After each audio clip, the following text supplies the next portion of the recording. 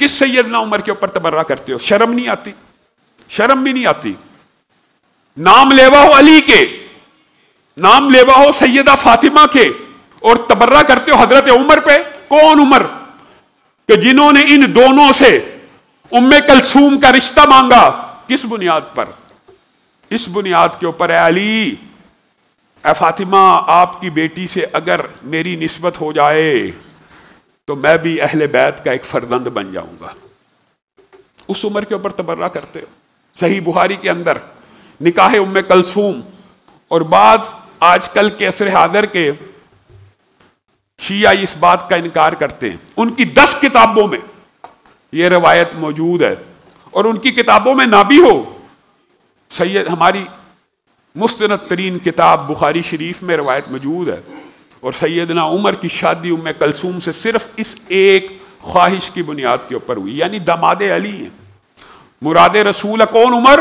رسول اللہ دعا کر رہے اللہ سے، اے اللہ، یا اس کے ذریعے اسلام کو مضبوط کر، یا عمر بن خطاب کے ذریعے اسلام کو مضبوط کر۔ کون عمر؟ جس کے بارے میں عبداللہ ابن مسعود اور دیگر صحابہ کہتے ہیں، اللہ کی قسم، اللہ کی قسم، اللہ کی قسم اٹھا کے مجھے اور آپ کو سمجھا رہے ہیں کہ جس دن سے عمر نے اسلام قبول کیا، اس دن سے اسلام کو عزت ملنا شروع ہو گئی، اور اسلام ترقی ہی کرتا رہا، اور اسلام کی عزت میں اضافہ ہی ہوتا رہا۔ ہم نے کبھی خانہ کعبہ میں جا کے نماز نہیں تھی پڑھی، عمر نے اسلام کو قبول کیا تو خانہ کعبہ میں بھی نماز پڑھنے کی سہولت میسر آئی۔ کون عمر کہ خانہ کعبہ کو دیکھتے ہیں، دل میں خیال آتا ہے یہ مقام ابراہیم ہے، یہاں پہ ابراہیم کی نشانی ہے، اس کے اوپر کھڑے ہو کے ابراہیم نے تعمیر کی تھی، اس جگہ کے اوپر نماز پڑھنی چاہیے۔ اللہ تعالیٰ آسمان سے عمر کی خواہش کے مطابق وحی نازل فرما دیتے ہیں، وَاتَّخِذُوا مِن مَّقَامِ إِبْرَاهِيمَ مُصَلًّى۔ موافقات عمر، شاہ ولی اللہ نے اور دیگر محدثین نے حضرت عمر کی خواہشات کے اوپر، خواہش کے اوپر جو آسمان سے وحی نازل ہوئی ہے، قرآن جو بنا حضرت عمر کی خواہش کے اوپر، بعض لوگوں نے 29 آیات کا ذکر کیا ہے، بعض لوگوں نے 21 مقامات کا ذکر کیا، بعض نے 19 کا، بعض نے 17 کا۔ اور یہ اختلاف کیوں ہے؟ یہ اصل میں علمی نوعیت کا اختلاف ہوتا ہے، یہ حقیقی اختلاف نہیں ہے۔ حضرت عمر کی خواہش پہ کئی مرتبہ ایک آیت نازل ہوئی، کئی مرتبہ 2 آیتیں نازل ہوئی، تو جو 2 نازل ہوئی اس کو بعض علماء نے ایک گنا کہ خواہش ایک تھی، آیتیں 2 نازل ہوگی۔ اس لیے راجع بات یہی ہے کہ سیدنا عمر کی خواہش کے اوپر 29 کے قریب آیتیں قرآن پاک میں نازل ہوئی ہیں، اور آپ کو پتہ ہونا چاہیے وہ کون کون سی ہیں۔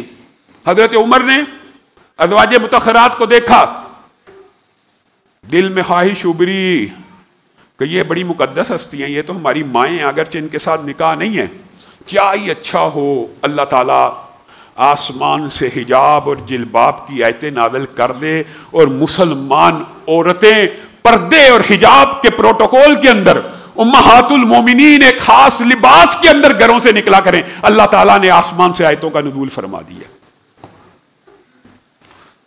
کون عمر جو بدر کے مقام پہ خواہش کر رہے ہیں، خواہش، آپ سے رائے لی گئی کیا کیا جائے؟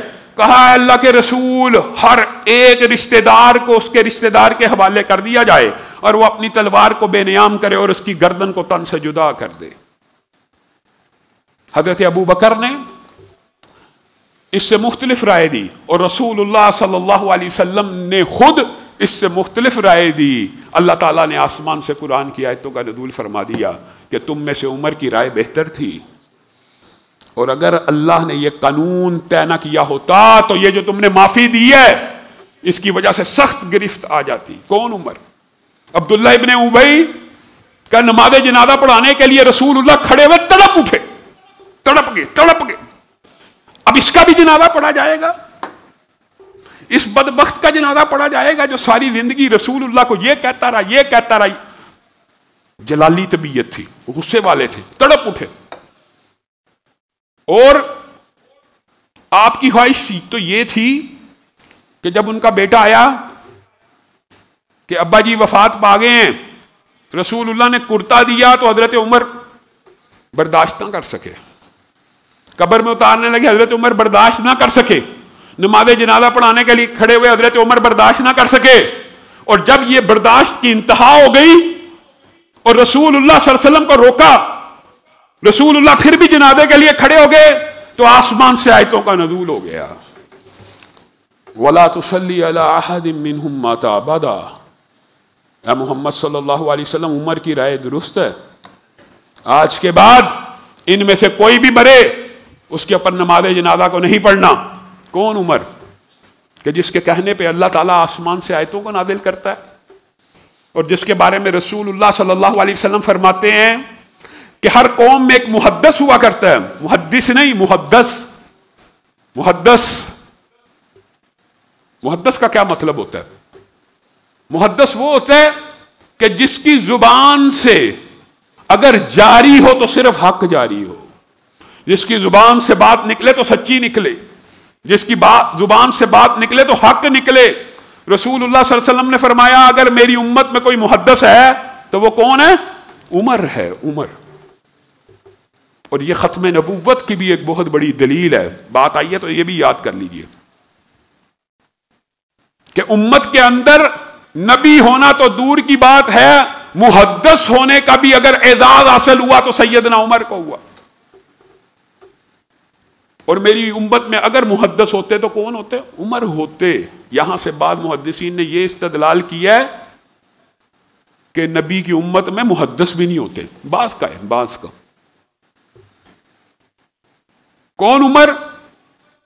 گھر تشریف لائے ہیں رسول اللہ کے، بیٹی بھی رسول اللہ کے گھر میں موجود ہے، ظاہر ہے اپنی بیٹی کے گھر آنا جانا باپ کا، تو امہات المومنین اونچی اونچی آوازوں میں رسول اللہ سے باتیں کر رہی ہیں۔ رسول اللہ جیسا نرم مزاج شوہر اور نرم مزاج انسان کوئی نہیں تھا۔ رسول اللہ صلی اللہ علیہ وسلم ہر وقت مسکراتے رہتے تھے، اور رسول اللہ صلی اللہ علیہ وسلم کو اس چیز کی پرواہ بھی نہیں تھی ہوتی کہ ازواج مطہرات اونچی بول رہی ہیں، کوئی بندہ اونچا بول رہا ہے نیچا بول رہا ہے، آپ کے سامنے واقعات رکھے گئے۔ بدو نے گردن کے اندر رومال ڈال کے کسنا شروع کیا کہ رسول اللہ کی آنکھیں باہر آ رہی ہیں اور منہ چہرہ لال ہونا شروع ہو گیا، صحابہ تڑپ اٹھے، مارنے کے لیے بڑے، رسول اللہ نے روک دیا، ٹھہر جا۔ وہ رسول اللہ سے کوئی کیا مطالبہ کر رہا ہے؟ کوئی دشمنی نہیں تھا نکال رہا، بدو عادت ہے کھینچا تانی کی۔ رسول اللہ کہہ رہا ہے جو مال اللہ نے تجھے دیا مجھے بھی دے، رسول اللہ مسکرا کے دے رہے ہیں۔ تو رسول اللہ جیسے نرم مزاج آدمی، اس طرح کی بعض احادیث کے اوپر منکرین حدیث کو بڑا اعتراض ہوتا ہے کہ رسول اللہ کے سامنے ازواج مطہرات اونچی اونچی بول رہی تھی، ہاں بول رہی تھی، آپ کو کیا مسئلہ؟ وہ میاں بیوی کا جو تعلق ہے ان کا آپسی تعلق ہے۔ اونچی اونچی آواز میں گفتگو ہو رہی ہے، حضرت عمر باہر سے سن رہے ہیں کہ عورتوں کی کچھ آواز اونچی ہے رسول اللہ کے سامنے۔ حضرت عمر کی طبیعت کچھ اور ہے۔ حضرت عمر گھر میں داخل ہوئے تو ازواج مطہرات پردوں کو آگے کر کے بالکل خاموش ہو گئی، خاموش۔ حضرت عمر کی ہیبت اور جلال سے رسول اللہ صلی اللہ علیہ وسلم مسکرانا شروع ہو گئے، اور آپ کے دندان مبارک ظاہر ہو گیا۔ آپ جب مسکراتے تھے آپ کے ہونٹ پورے کھل جاتے تھے، اور پیچھے داڑھ تک کئی مرتبہ کئی احادیث کے اندر آپ کے دندان مبارک نظر آیا کرتا، تو رسول اللہ کھل کے مسکرائے۔ تو حضرت عمر کہنے لگے اللہ کے رسول یہ کیا ماجرا ہے، اتنا شور آپ کے سامنے؟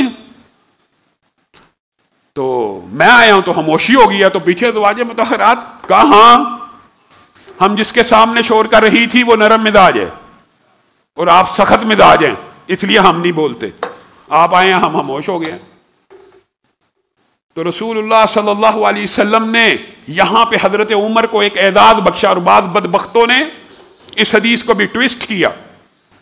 یہاں پہ رسول اللہ صلی اللہ علیہ وسلم نے حضرت عمر کو کہا عمر تیرے روب اور دبدبے کا کیا کہنا، یہ تو ازواج مطہرات ہے، یہ تو مومنوں کی مائیں، مفہوم یہ ہے، مفہوم یہ ہے تیرے روب اور دبدبے، تیرے خوف کا، تیرے جلال کا اور تیری ہیبت کا تجھے کیا پتا کیا ہے۔ اور یہاں پہ یہ اعزاز سیدنا عمر کو بخشا، تیرا روب، تیرا دبدبا، تیرا خوف تو ابلیس کے اوپر ایسا ہے تو جس گلی سے گزرتا ہے وہ گلی وہ چھوڑ دیتا ہے۔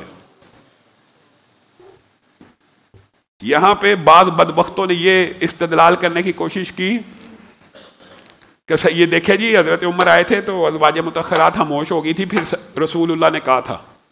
ایسے بدبخت دماغ کے لوگ بھی موجود ہیں. یہاں پہ رسول اللہ اعزاز بخش رہے کہ آپ کا روب و دبدبہ مخلوقات کے اوپر، انسانوں کے اوپر ہی نہیں ہے، بلکہ جو ابلیس اعظم ہے وہ بھی اپنا راستہ بدل دیتا ہے. جب اس کو پتا چلتا عمر اس گلی سے آ رہا ہے، وہ گلی بدل دیتا ہے. یہ ہے وہ عمر